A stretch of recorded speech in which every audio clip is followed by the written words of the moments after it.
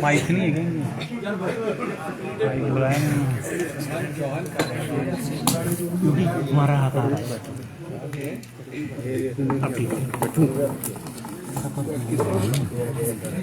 दोस्तों, आप लोगों को हर दिन मैं मिलता हूँ वहाँ दिल्ली में। 2-3 रूल्स है, नियम। एक तो सब एक साथ में, अलग अलग किसी से कोई बात नहीं होगी। दूसरा, मैं ये बोलूँगा, अगर आप लोग शांति बरतेंगे अपने बाकी कॉलीग से, दोनों को मिलेगा फिर। और तीसरा,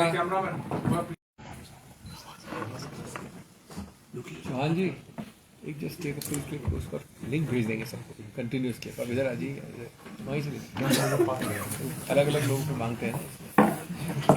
तो दोस्तों बताएं कब शुरू करना है? जी कर दो सर, कर दो। सब आ गए आपके दोस्त? जी जी जी हिंदी इंग्लिश सब? जी जी सारे आगे। हिंदी बोल रहा हूँ भैया, तो मैंने आज तक कोई कॉन्फ्रेंस पहले इंग्लिश से शुरू नहीं की, नॉट वन, 24 ईयर्स। दोस्तों, बहुत बहुत धन्यवाद आने के लिए। मैं पहले संक्षिप्त में हिंदी में बोलूँगा, फिर अंग्रेजी में। कृपया शांति बरताएं। पहली बात मैं कहना चाहता हूँ कि मैं कांग्रेस की पूरी लीडरशिप की तरफ अपना कृतज्ञता व्यक्त करना चाहता हूँ। उन्होंने मेरे अंदर विश्वास रखा, चौथी बार के लिए मुझे उम्मीदवार बनाया। मैं तहे दिल से माननीय कांग्रेस अध्यक्ष, पूर्व कांग्रेस अध्यक्ष श्रीमती सोनिया गांधी, शीर्षस्थ नेतृत्व जो भी है, सबको धन्यवाद देना चाहता हूँ। दूसरी बात, मैं तहे दिल से माननीय मुख्यमंत्री को और हर एमएलए जो यहाँ बैठे हैं, जो आपको दिख रहे हैं, कुछ नहीं दिख रहे हैं, उनको जेन्युइन तहे दिल से धन्यवाद देना चाहता हूँ। वो पूरी तरह से प्रयत्नशील थे, उम्मीद बनाए बैठे थे और दिन रात उन्होंने परिश्रम किया, मेरा समर्थन किया। तीसरा, मैं उन 9 एमएलएस को भी धन्यवाद देना चाहता हूँ, जिसमें से 9 के 9 कल रात तक हमारे साथ बैठे थे, खाना खाया था, जलपान किया था, फोटोज ली थी। उसके पहले जो बार बार हमसे मिले थे, मुझसे ही नहीं, मुख्यमंत्री जी से ही नहीं, लेकिन सब एमएलए से कई आश्वासन दिए थे, और जिनमें से 3 आज हमारे साथ नाश्ता करके निकले थे। उनको भी धन्यवाद देना चाहता हूँ, क्योंकि उनसे हमको कुछ शिक्षा मिली है। कम से कम मुझे निजी रूप से शिक्षा मिली है, मनोवैज्ञानिक शिक्षा मिली है। मैं इस संदर्भ में एक विनम्रता से प्रश्न पूछना चाहता हूँ। नहीं, उससे पहले मैं माननीय हर्ष महाजन जी को तहे दिल से धन्यवाद, तहे दिल से बधाई देना चाहता हूँ। वो जीते हैं और उनका हक बनता है बधाई प्रदान करने का। एक बात जरूर मैं कहूँगा, उनकी पार्टी को अपनी गिरेबान में देख के सोचे। जब भी कोई पार्टी 25 और 43 के आंकड़े या इक्वेशन में 25 वाली पार्टी 43 वाले के विरुद्ध उम्मीदवार खड़ा करती है, तो उसका सिर्फ एक और एक ही संदेश हो सकता है। और मैं हर्ष महाजन जी की बात नहीं कर रहा हूँ, मैं इस चुनाव की बात नहीं कर रहा हूँ, मैं एक सिद्धांत की बात कर रहा हूँ। वो संदेश है कि हम बेशर्मी से वो करेंगे जो कानून में अनुमति जिसकी नहीं है। अगर आप समझते हैं कि एक व्यक्ति या 2 व्यक्ति या 9 व्यक्ति, अंग्रेजी में कहावत है, फूल्स पैराडाइज पे रहते हैं। ये बदलाव बहुत दुर्भाग्यपूर्ण है भारत के लिए, और विशेष रूप से हिमाचल प्रदेश के लिए, जिसकी संस्कृति, जिसके पहाड़ी या नीचे रहने वाले लोग इस संस्कृति से अवगत नहीं थे कुछ समय पहले तक। अगर ये नए भारत, न्यू इंडिया की परिभाषा है, तो मैं तो पुराने भारत को ही पसंद करूंगा। हमने हारते हारते भी इतिहास बनाया है। इतिहास इसलिए कि इतनी जद्दोजहद की, इतना मन बदलाव किया, लेकिन एक और मन बदलाव नहीं कर सके। इसलिए 34 का स्वाभाविक आंकड़ा भारत में शायद पहली बार, और आने वाले कई दशकों में वापस होने वाली नई चीज हुई है कि 34 का हमारे मित्रों के इतने प्रयत्न करने के बाद भी आंकड़ा आया। और 34-34 का आंकड़ा स्वाभाविक आया, एक वोट भी इनवैलिड नहीं हुआ, सेकंड प्रेफरेंस वोट भी एक भी नहीं था। ये इस चुनाव की विशेषता है, शायद 75 साल में पहले कभी नहीं हुआ। और उसकी सबसे बड़ी विशेषता कि उसके बाद एक ड्रॉ ऑफ लॉट से निर्णय हुआ। मैं सिर्फ ये कहना चाहूंगा कि जो हुआ सो हुआ, हमको भविष्य का सोचना चाहिए। और एक आश्वासन दे के मैं हिमाचल से जा रहा हूँ, हिमाचल की बात नहीं कर रहा हूँ, लेकिन मैं अपनी बात कर रहा हूँ। जिन लोगों ने इतना प्रयत्न किया उनको सिर्फ मैं कह दूं विनम्रता से, पलट के आऊंगा शाखों पे खुशबू लेकर, पलट के आऊंगा शाखों में खुशबू लेकर, खिजा की जद हूं मैं, मौसम जरा बदलने दो। तो सबको वापस बहुत बहुत धन्यवाद। I repeat this very briefly in English. I want to thank from the bottom of my heart the entire top leadership of the Congress, the Congress President, the former Congress President, Srimati Sonia Gandhi, and the entire top leadership for having reposed faith in me a fourth time. They sent me to Himachal out of good faith, and I am truly, truly grateful for the remarkable amount of confidence and faith they have reposed in me. Secondly, I would like to thank profusely, starting from the Honorable Chief Minister, each and every MLA, most of whom are now in this room, the office bearers of the Congress Party, each one of them for having tried their best, worked hardest, been highly cooperative. And thirdly, I'd also like to thank the 9 persons, because they've taught me a lot about human nature, its fickleness or its resoluteness. They've taught us a lot because they supped with us. In the biblical terms, it's called supping with us. Dinner, drinks, and photography till 11 o'clock last night. And 3 of them had breakfast with us, or 2 of them had breakfast with us. So I think we are bad judges of human character. They are obviously better judges of human character. Fourthly, I would like to say that, and I don't say it, fourthly, I want to congratulate Mr. Harsh Mahajan genuinely. He's the elected candidate and he deserves my congratulations. And he has it. I've done it personally inside the counting center.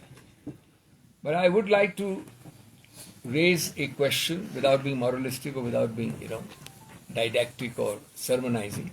I would like to raise a question for all those who believe in this New India BJP philosophy. This New India definition of the BJP is that when a party with 25 persons sets up a candidate with 40 or 43, either figure you can choose, then I believe humbly that there is only one message which is intended to be sent. There is no other message possible, because the arithmetic of an open election in the Rajya Sabha is crystal clear. That message is that we shall shamelessly, by hook or by crook, have suddenly discovered new vistas, then I think we are all living in a fool's paradise. There is one and only one explanation for it. And we all know that explanation. None of us eats grass. And I think to expect that we eat grass or that the nation thinks that we eat grass is wrong. Finally, even while losing, I think both of us, the losing candidate and the winning candidate, have created history of a different kind. It's the first election, as far as I know, of any place, any state in Rajya Sabha, where A, there has been no first preference versus second preference issue. B, there is not a single invalidated vote. C, there is a natural division, not by addition or invalidation, a natural division of exactly 50% each, 34 versus 34. After that, it is written in the stars and written by God that by a draw of lots, one shall lose or one shall win. In the normal draw, friends, I would thank everybody, including all of you, for all the kindness done to me, and end with by saying what I said in Hindi. पलट के आऊँगा शाखों पे खुशबू लेकर, पलट के आऊँगा शाखों में खुशबू लेकर, खिजा की जद हूँ मैं, मौसम ज़रा बदलने दो। Thank you so much. Sir क्या कहेंगे, कांग्रेस को भाजपा ने नहीं, कांग्रेस में ऐसा हुआ? एक तरह से आप गलत नहीं बोल रहे हैं, क्योंकि ये वही लोग हैं जो कांग्रेस के ऊपर आए टिकट पे, कांग्रेस के इतने फायदे उठाए, कांग्रेस से इतने लाभ लिए, अपने आप को कांग्रेसमैन कहते रहे, कल रात तक हमारे साथ कांग्रेसमैन की हैसियत से खाना खाया। तो आप बिल्कुल सही कह रहे हैं। तो ये प्रश्न आप हमसे क्यों पूछेंगे? उनसे पूछिए जिन्होंने कांग्रेस कल रात तक होते हुए आज सुबह बीजेपी वाले बन गए। ये तो प्रश्न आपको उनसे पूछना चाहिए ना। सरकार से नाराजगी है सर, ये बताएगा। देखिए, नाराजगी हर एक अभियान में होती है। नाराजगी का मतलब ये नहीं होता है कि नमक हलाली की जगह नमक हरामी हो। सर सरकार को कोई खतरा है? क्योंकि भाजपा के बहुत लीडर बोल रहे हैं कि कांग्रेस के विधायक जो हैं भाजपा के संपर्क में हैं। सीएम साहब हर्ष महाजन जो है उन्होंने ये भी कहा है कि एक हफ्ते के अंदर अंदर जो है वो सरकार अल्पमत में आ जाएगी, ऐसा दावा उनके द्वारा किया जा रहा है। देखिए, जैसा कि सिल्वी साहब ने कहा, शाम तक कस्में जो लोग खाते थे, सुबह तक फिर कस्में खाते रहे, और जब अपना ईमान ही बेच दिया, जो विधायक चुनकर कांग्रेस के चुनाव चिन्ह पर आया, वह 9 क्रॉस वोटिंग हुई है, जिसमें 3 तो आज़ाद उम्मीदवार हैं, उनके बारे में मैं कुछ नहीं कहना चाहूँगा। 6 जो उम्मीदवार चुनकर आए, जिन्होंने अपना ईमान ही बेच दिया, वो भारतीय जनता पार्टी को उनके क्षेत्रों में हरा कर आए हैं, और यहाँ आकर वो पार्टी की जो अधिकृत उम्मीदवार हैं, वरिष्ठ अधिवक्ता, हमारे प्रसिद्ध अधिवक्ता, हिंदुस्तान के सबसे लीडिंग लॉयर, उनके खिलाफ उन्होंने वोट दिया। तो क्या लगता है आपको कि वो नाराजगी का वोट था? वो तो एक ही चीज़ का वोट होता है, जिसकी जानकारी आपको मेरे से ज़्यादा होगी, जिस प्रकार की आप जानकारी रखते हैं। अब वो हिमाचल की संस्कृति में ऐसा नहीं था। हिमाचल की संस्कृति में जो जिस पार्टी से चुनकर आता था, उसमें विरोधाभास रहता ही है, लेकिन जब वो चुनकर आए तो उन्होंने अपना वोट को बदला है, अपने ईमान को बेचा है। इससे आगे मैं क्या कहूँ, लेकिन मैं इतना कहना चाहता हूँ कि हिमाचल की जनता इस प्रकार की संस्कृति की आदी नहीं है। हिमाचल की जनता जानती है कि हमने कांग्रेस की सरकार को 5 साल चुनकर भेजा है, और जिस प्रकार से वो राजनीतिक दृष्टिकोण रखते हैं, उस दृष्टिकोण को हिमाचल की जनता पसंद नहीं करती। सर, जैसे कहा कि रात को डिनर भी हुआ, सुबह ब्रेकफास्ट भी हुआ, तो क्या सुबह तक असेस नहीं कर पाए कि उनका नहीं, क्या ऐसी रहेगा, बात नहीं फर्दर है। लाइन ऑफ एक्शन क्या रहेगी? अब जब कोई ईमान अपना बेच दे तो उसमें हम क्या बोल सकते हैं? आगे क्या लाइन ऑफ एक्शन, आगे क्या रहेगा सर? देखिए, आगे कुछ लाइन ऑफ एक्शन नहीं है। 34 लोगों ने हमारे अपने ईमानदारी का परिचय दिया, तरह तरह के प्रलोभन उनको दिए। ऐसा नहीं है कि एक ही व्यक्ति को प्रलोभन मिला है। उन 34 आदमी में तरह तरह के प्रलोभन दिए, जिसकी कल्पना हिमाचल के नेता नहीं कर सकते। मैं ये कह सकता हूँ, उसकी कल्पना हिमाचल के नेता नहीं कर सकते।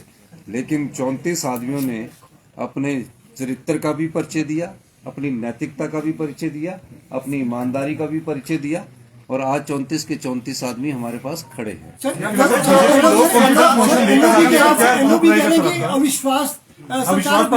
पहले आप मेरी बात सुनिए। जब 34 आदमी हमारे पास खड़े हैं, अब जिस प्रकार का वो दृष्टिकोण रखना चाहते हैं, अभी तो सेशन चल रहा है ना, तो जब सेशन चलेगा तो उस समय देखेंगे। क्योंकि राज्यसभा में एक बात याद रखना, राज्यसभा की जो बात है, उन जो गे है उसमें से कई लोग, उनके परिवार के लोग उनसे पूछ रहे कि आपने ऐसा क्यों किया। जब उनके घर वाले पूछ रहे तो उसमें सोच सकता कई लोग अभी घर वापसी की तरफ भी सोच रहे। एक वाक्य इसमें जोड़ना मैं भूल गया। इन 9 में से कई ऐसे हैं, नाम नहीं लेना चाहता, जिन्होंने मेरे नामांकन पत्र में सिग्नेचर किया है और मुझे प्रस्तावित किया है। आप ईमान की किसकी बात करते हैं? आप प्रश्न हमसे पूछते हैं। सर, मुख्यमंत्री सर, एलओपी ने कहा कि सरकार आपके सवाल का एक जवाब हो गया। अब और कोई पूछना चाहिए? भाजपा के विधायक लगातार ये दावा अब कर रहे हैं कि 9 के अलावा भी और विधायक हैं जो उनके संपर्क में है, और बार बार नेता प्रतिपक्ष ये कह रहे हैं कि सरकार अपना विश्वास खो चुकी है। अभी तो विश्वास तो खोया नहीं है। वो तो 34 तो हमको भी पड़े है, 34 उनको भी पड़े है। तो विश्वास की जब बात आएगी वो तो फ्लोर ऑफ द हाउस में देखा जाएगा। अभी काय को आप इस चर्चा में पड़ रहे हैं, चिंता मत करिए। होना है तो 34 में बजट पास करना।